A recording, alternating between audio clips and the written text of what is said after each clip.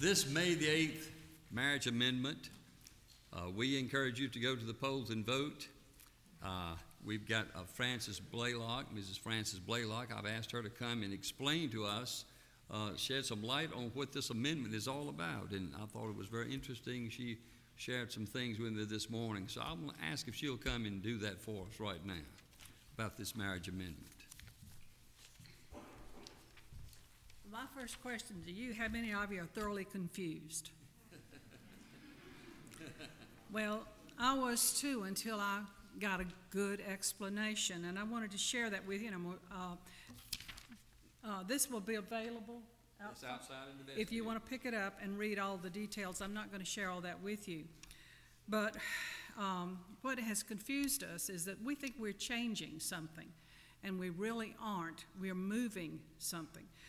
This marriage amendment, they had a commission consisting of Elaine Marshall, Roy Cooper, and George Hall to write this explanation.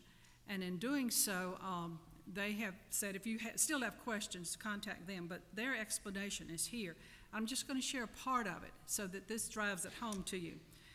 There is a current law that was written back in 1996 that says that marriage between individuals of the same sex is not valid in North Carolina. Now, this amendment would make that concept part of the North Carolina Constitution. So why do we want to take a law that is a general statute in the here in North Carolina and move it to the Constitution? It's for this reason. If this amendment is passed by voters, then under state law it can only be changed by another vote of the people. Well, you and I know that you get a group of people in the General Assembly, they can pass all kinds of general statutes and it becomes law. Now, if we get a group down there that wants to change this 1996 law, they can change it without your approval. So what this amendment is, you're moving the 1996 law to the Constitution.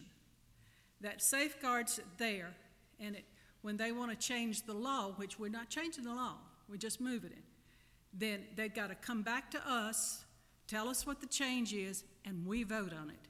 So if you want your voting rights to be taken away for these changes, then you don't vote yes. But if you vote yes for it, then it can only be changed by a vote of the people. We're not changing the law, we're simply moving it. Does that make sense? It's in here. So this is a protection of our rights that if that law is ever changed, it would have to be brought before the people to be voted on to change.